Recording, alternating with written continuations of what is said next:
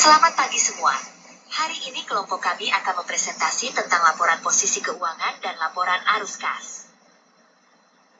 Salma Nur sebagai pembicara mengenai laporan arus kas.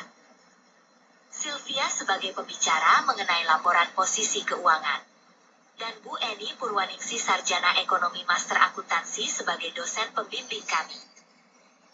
Pendahuluan.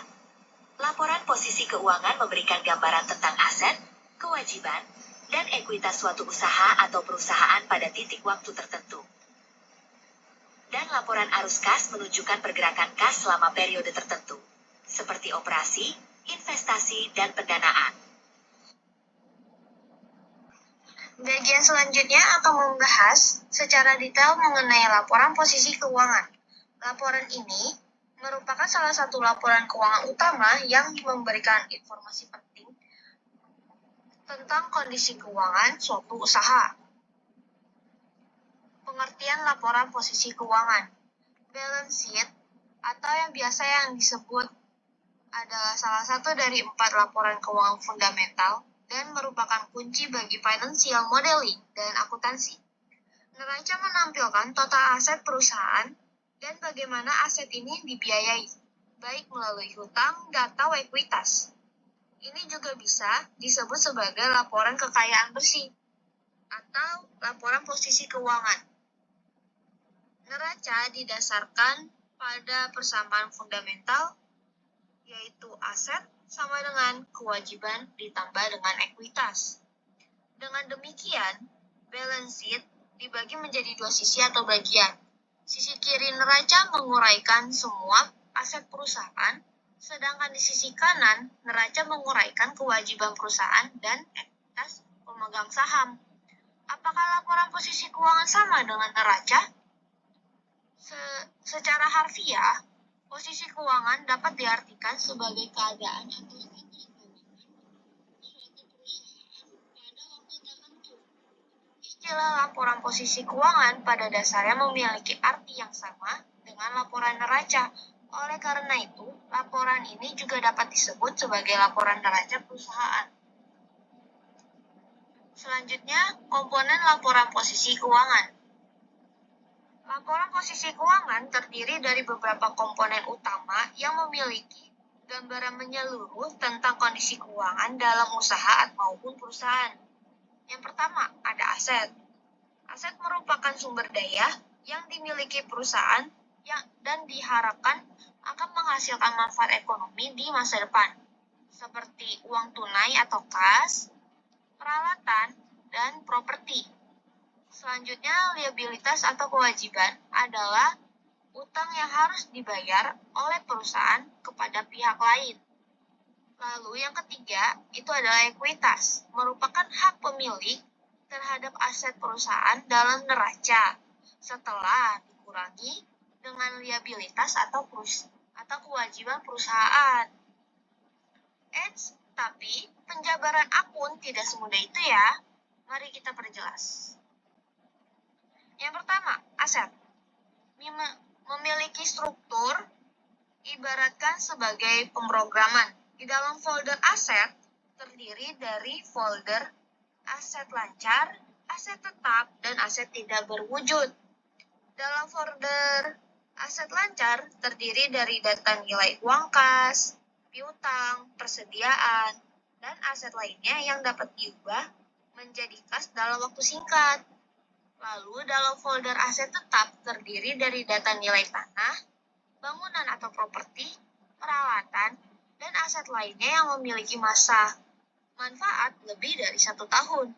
Sedangkan dalam folder aset tidak berwujud terdiri dari data nilai hak paten dan hak cipta, lisensi dan perizinan, nama domain, dan bakat manajerial dan eksekutif yang termasuk dalam kategori goodwill. Pengertiannya, aset lancar merupakan sebutan untuk aset atau kekayaan yang dimiliki oleh perusahaan yang bisa diubah menjadi uang tunai, bisa diukur dengan satuan mata uang. Umumnya digunakan sebagai sarana membiayai kegiatan produksi. Salah satu ciri khasnya, asetnya bisa diubah menjadi uang dalam jangka waktu kurang dari 12 bulan. Lalu yang kedua, aset tetap merupakan sebuah properti yang dimiliki oleh perusahaan yang nantinya bisa dimanfaatkan untuk mendapatkan penghasilan atau menjalani perusahaan tersebut. Jenis aset yang satu ini memang sifatnya sangat berjangka panjang, serta diperkirakan tidak akan dijual dalam waktu singkat. Minimal proses penjualannya pun diperkirakan tidak kurang dari 1 tahun. Salah satu ciri khasnya adalah bisa menyusut atau punya nilai depresiasi. Ciri lainnya adalah memiliki masa manfaat lebih dari 1 tahun dan digunakan dalam operasi bisnis dan memberikan keuntungan finansial dalam jangka panjang, serta jenis aset ini tidaklah liquid.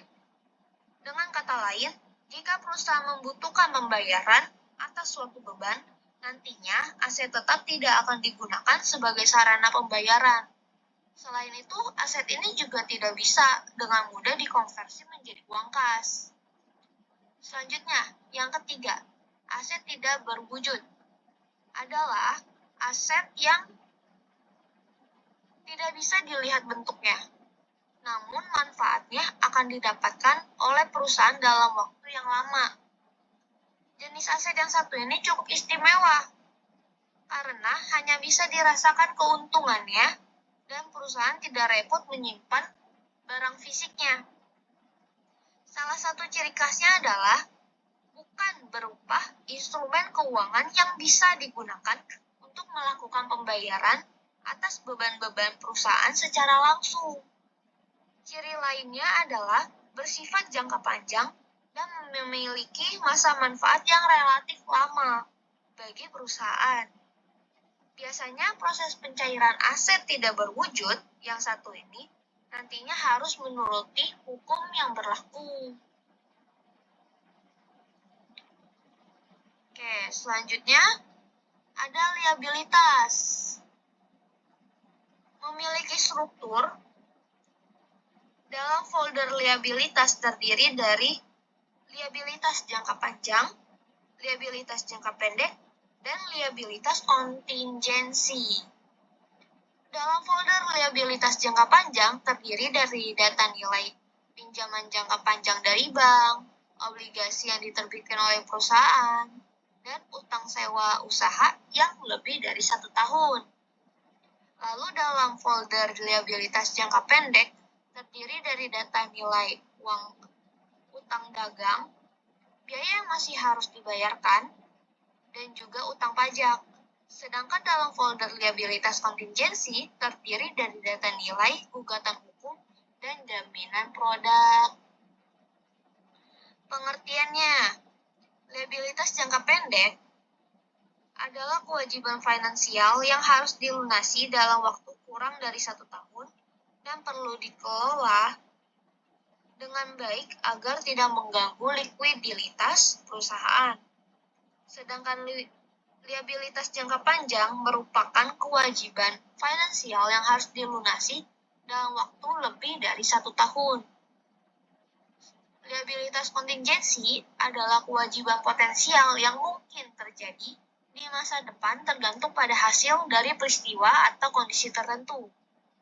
Contohnya, perusahaan mungkin menghadapi gugatan hukum yang bisa mengakibatkan pembayaran kompensasi jika perusahaan dinyatakan bersalah.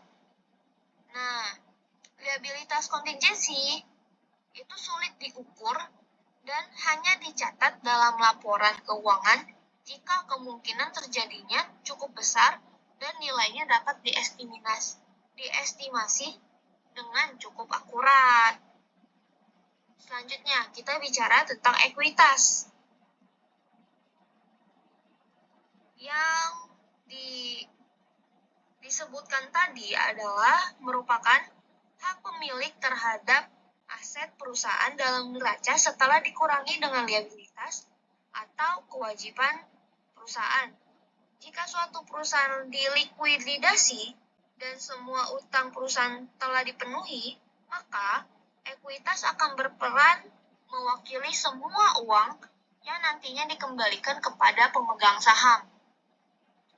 Ekuitas berasal dari equity yang memiliki makna equity of ownership atau kekayaan bersih perusahaan. Dari situ, maka ekuitas bukanlah nilai jual sebuah perusahaan, melainkan selisih aset dengan kewajiban yang ada. Contohnya, modal pemegang saham, modal pemilik, laba ditahan, dan modal penilaian kembali. Kenapa sih bisa terjadi perubahan modal? Nah, penyebab paling umum perubahan modal dan ekuitas adalah karena adanya kenaikan di sektor modal.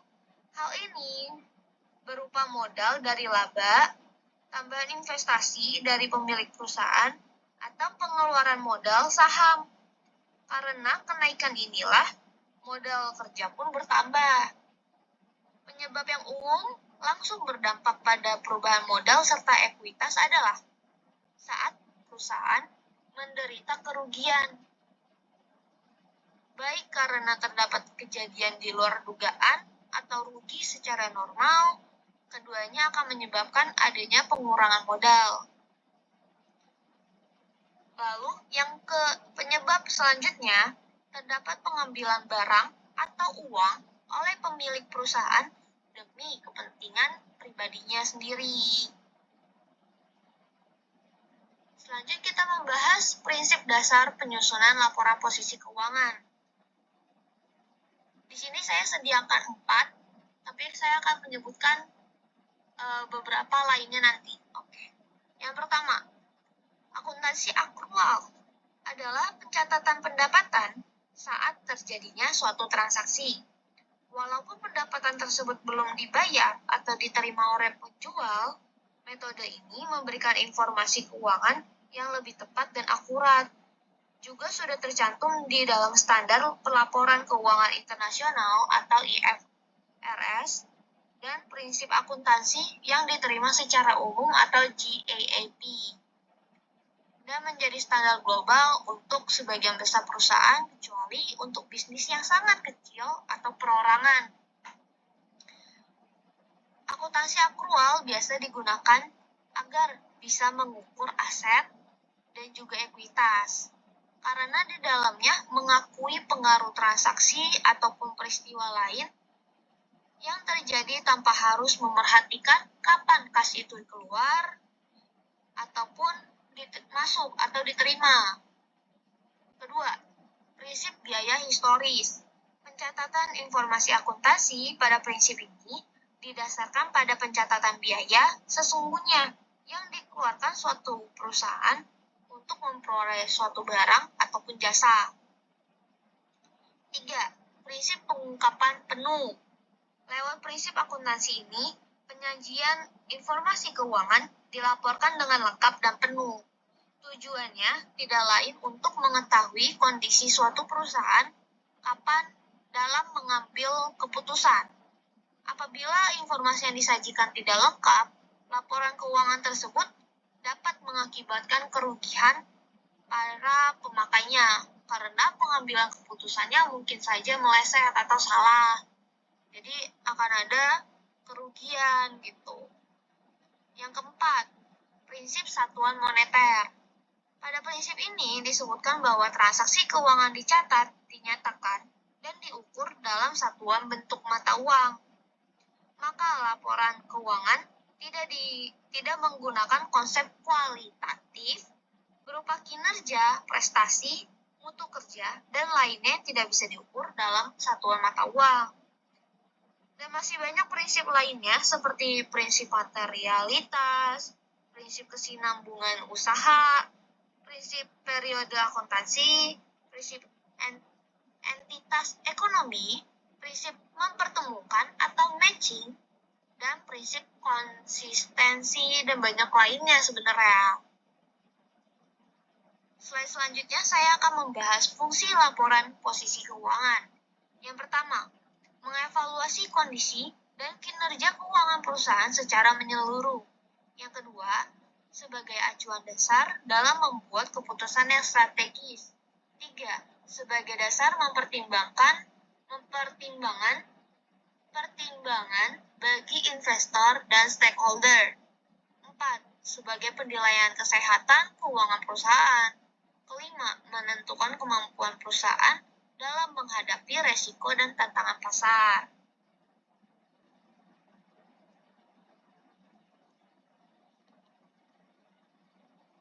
Selanjutnya, laporan arus kas.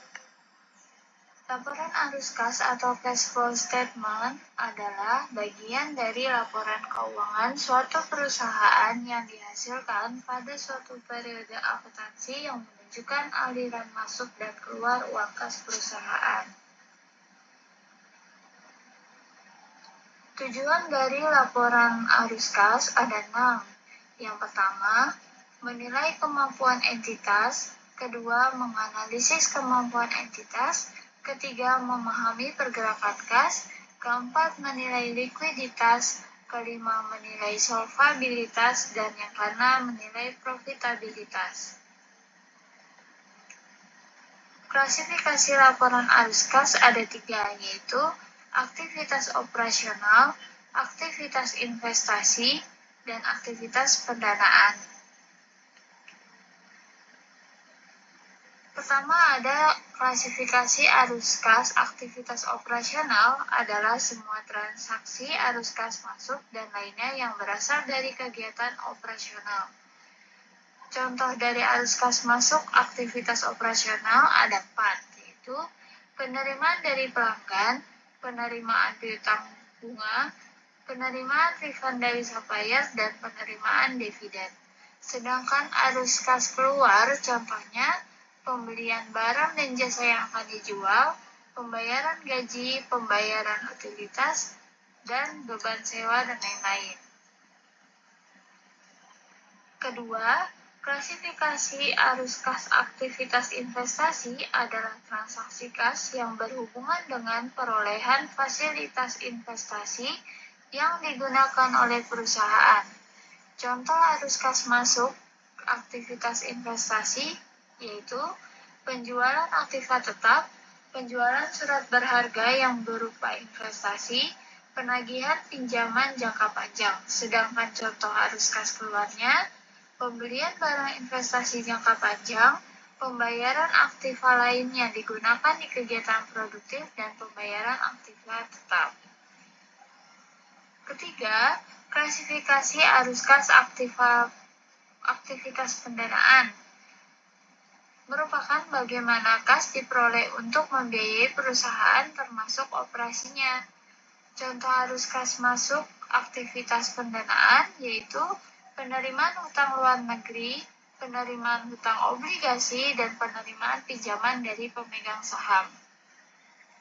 Contoh arus kas keluarnya pembayaran pokok hutang luar negeri, pembayaran pokok hutang obligasi, dan pengeluaran kas untuk pengembalian pinjaman pemegang saham. Dalam penyajian laporan arus kas, ada 3 langkah yang harus dilakukan, yaitu yang pertama, laporan posisi keuangan komparatif. Yang kedua, laporan laba rugi periode berjalan, dan yang ketiga, data transaksi tertentu. Untuk laporan posisi keuangan yang komparatif, yaitu yang menyajikan jumlah perubahan aset, liabilitas, dan ekuitas dari awal hingga akhir periode. Sedangkan untuk laporan laba rugi periode berjalan yang dimaksud adalah yang berisi data untuk membantu pengguna laporan keuangan menentukan jumlah kas yang diterima dan digunakan oleh operasional selama periode berjalan. Sedangkan data transaksi tertentu yang dimaksud adalah buku besar umum yang memberikan informasi tambahan terinci yang dibutuhkan untuk menentukan kas diterima dan digunakan selama periode berjalan. Metode penyusunan laporan arus kas ada 2. Yang pertama, Metode penyusunan langsung yang dimulai dengan kas bersih dari aktivitas operasi yang kemudian dipecahkan menjadi arus kas masuk dan keluar dari berbagai sumber.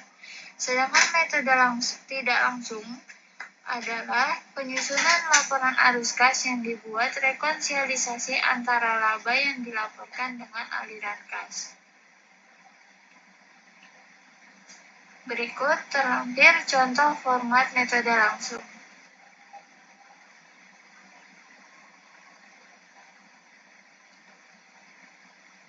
Dan contoh format metode tidak langsung.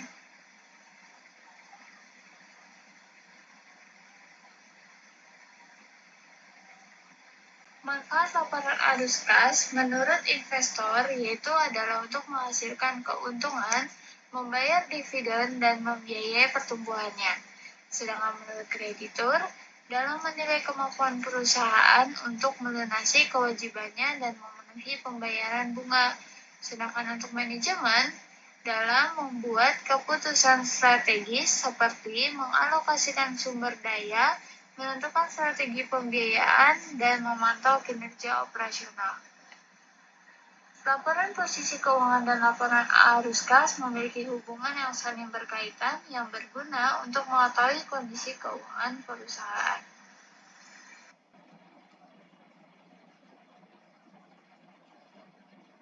Sekian presentasi yang dapat disampaikan pada hari ini. Sampai jumpa di lain waktu. Terima kasih telah menonton.